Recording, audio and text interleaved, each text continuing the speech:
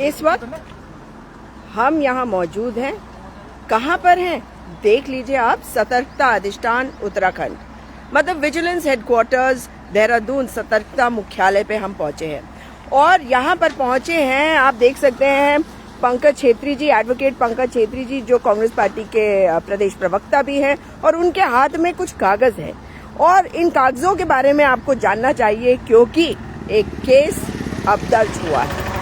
जो विकेश नेगी, जो RTI activist है, उनके केस को क्यों इस बिना पे खारिज कर दिया गया कि उन्होंने एक शपथ पत्र नहीं दाखिल किया था, सरकार ने परमिशन नहीं दी थी गणेश जोशी जी के खिलाफ कार्रवाई के।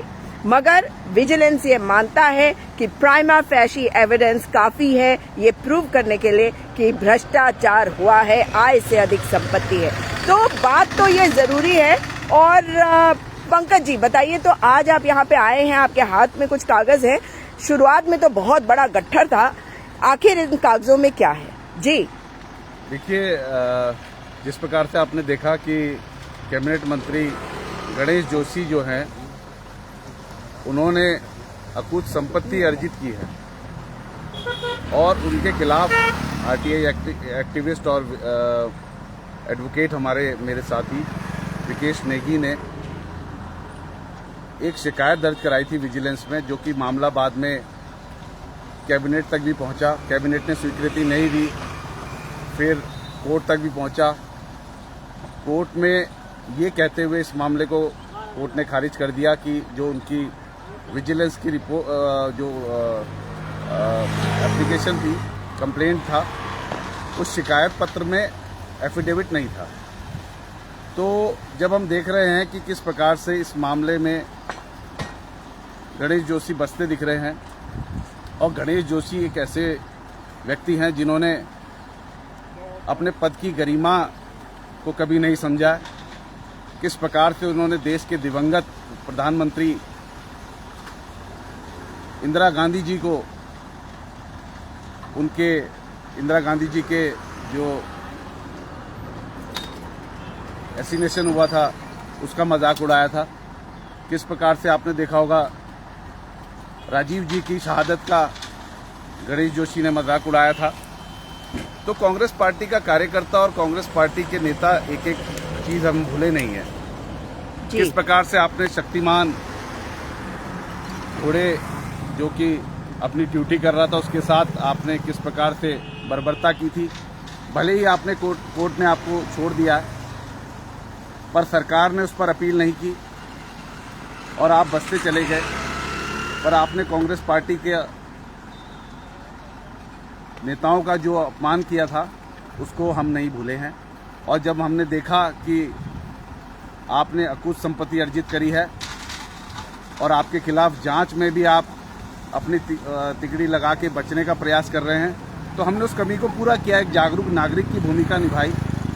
और आज मैं विजिलेंस खुद आया हूं और साथ में सारी कंप्लेंट और साथ में एनेक्सर जो रजिस्ट्रीज की इनकी अकुत संपत्तियां इनके और इनके परिवार वालों के नाम हैं, वो मैंने विजिलेंस को दी है।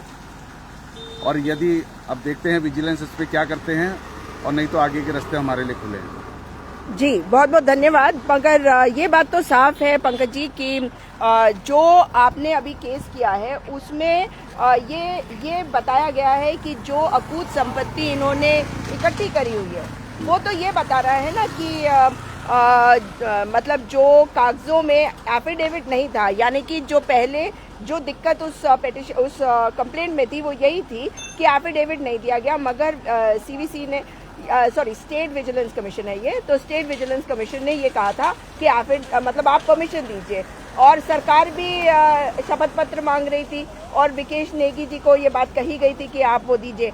अब आपने शपथ पत्र तो दे दिया है, लेकिन साथ में क्या कोई एक्स्ट्रा बात कही गई है, या आपने अपने आप को उतने तक ही सीमित रखा है जिसमें सरकार से पहले ही परमिशन मांगी गई थी? जी देखिए, अभी तो जो शिकायत पहले की गई थी और जो एनेक्सर्स पहले लगे थे वही हैं, सब सेम जी। और उसके अलावा हमारी कांग्रेस की नेता और मसूरी विधानसभा से पूर्व प्रत्याशी रही गोदावरी थापली जी ने बहुत गंभीर आरोप लगाए हैं कि सैन्य धाम के आसपास 51 बीघा जमीन इन्होंने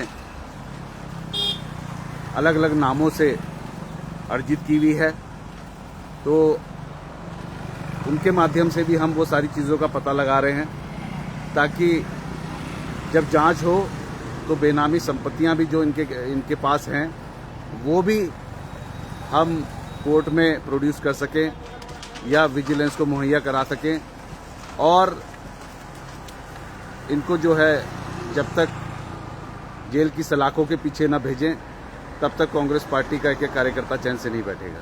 जी धन्यवाद। आपने देखा तो सच्चाई ये है कि भय भ्रम ये सब बनाते हैं, ये तो भय भ्रम का माया जाल, भय भ्रम के माया जाल से, भय भ्रम से निकल कर आए हैं इस माया जाल को तोड़कर, और अब देखते हैं कि क्या होता है। विजिलेंस से, सरकार से धामी जी कैसे बचाते हैं अब अपने मंत्री को, क्योंकि जो पहले तथ्य आए थे उन तथ्यों को लेकर अब सरकार से सवाल है। दोबारा से मुलाकात होगी। इस वीडियो को अधिक से अधिक शेयर करिएगा। नमस्कार, जय हिंद, जय उत्तराखंड, जय भारत।